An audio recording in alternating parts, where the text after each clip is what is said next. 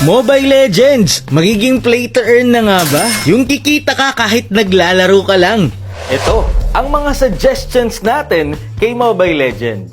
At bago mo sabihin, sino ka ba para pakinggan ni Muntun? Matatandaang meron akong ginawang request dati tungkol sa visible ping. At after ilang months, ginawa ito ni Mobile Legends.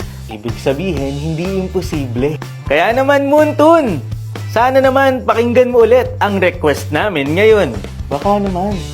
Number 1 suggestion, pagiging play to earn ng Mobile Legends. Yung tipong nakadepende sa dami ng star mo ang makukuha mong pera kada end season. For example, naka 520 stars ako last season.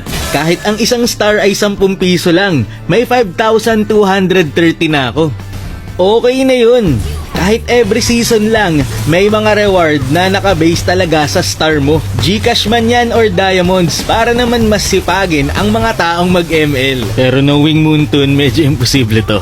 Number 2, sana naman magdagdag kayo ng bago dito sa Lucky Shop. Nung nakaraan na-request ko na ito at uulitin ko ulit ngayon. Tignan nyo naman, 230 na ang aking Lucky Gems. Baka naman gusto nyo lang dagdagan to. Kahit magdagdag lang kayo ng mga skin o kaya ng mga recall dito para naman may pakinabang ang mga Lucky Gems na to. Number 3, matchmaking. Syempre, yan ang pinaka dapat ayusin ni Muntun. Yung kapag solo ka, solo din ang kalaban, okay na eh.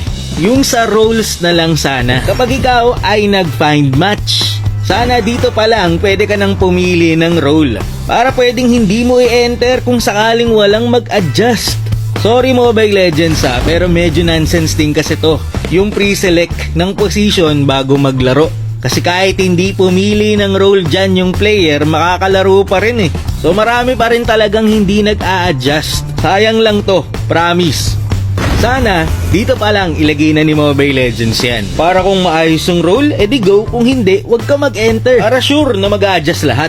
Number 4, voting for dodge match. Sana merong button dito kung saan pwede ka kagad mag-out or hindi ituloy yung match. Lalo na kung hindi naman gustong mag-adjust ng mga kasama mo. Kahit isang beses lang sa isang araw. Sa Legend, pababa lang kasi may ganun eh. Tapos kailangan pa magpare-parehas kayo ng role para ma-invalid. Kaya dito, tignan nyo, walang roamer sa amin. Pero nanalo naman kami sa game. Number 5, no expertise, no rank game. So sana, hindi lang too much ang kailangan bago mo magamit sa rank ang isang hero. Kahit sana makuha lang yung expertise bago makasabak sa rank game. Parang dito, wala pa akong expertise kay Hellcurt. Hindi ko pa dapat siyang magamit sa rank game para ma-practice muna talaga yung hero. Number 6, yung personal album. Sana hindi lang picture ang pwedeng ilagay. Sa China version kasi ng Mobile Legends, pwedeng maglagay ng video dito. So sana pati sa global version din maging ganun. Dito naman tayo sa mga hero na request nating i-revamp. Si Bane gusto kong ma-revamp to kahit malakas siya ngayon. Gusto ko lang magkaroon siya ng realistic na feature kung saan nagiging Kraken siya. Parang dito sa video ni Mobile Legends, nagiging malaki siyang octopus. Sana ganun din in-game para maangas. Number 2, kailangan ng revamp. Etong si Gatot, konti na lang yung gumagamit. Kahit sana tanggalin lang yung indication ng kanyang ultimate o yung marka na nakikita ng kalaban pagtatama na ang ultimate niya. Yan o, sana alisin na yan para naman magamit na talaga si Gatot. Number 3, Layla. Kung ayaw nyong bigyan ng dash etong si Layla, sana mas humaba pa ang kanyang range. Number 4, Selena. Sana patagalin pa ang kanyang stun kasi konti na lang ang gumagamit sa kanya ngayon kahit siya ay nabuff. Number 5, si Sas. Sana makalakad na habang naka-ultimate. Ang angas na naglalakad na alien. Number 6, etong si Argus. Sana automatic nang naiklik ang kanyang ultimate kapag umamatay na. Minsan kasi hindi talaga napipindot kaya nati-takedown ka. Sana kapag ikaw ay low health na, parang yung passive ni na Aurora at ni Nana, kapag ikaw ay mati-takedown na, kusa nang mapipindot ang ultimate mo. Sana kahit ganun lang okay na eh.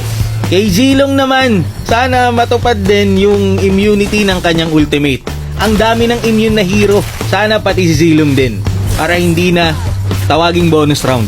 And last but not the least, Mobile Legends, magdagdag kayo ng item promise. Napaka-konti ng item nyo. Paulit-ulit na lang yung build, napakaraming hero pero konti yung item. Dagdag kayo ng BKB o kaya ng Aganims, ganyan. De joke lang, basta magdagdag kayo ng item.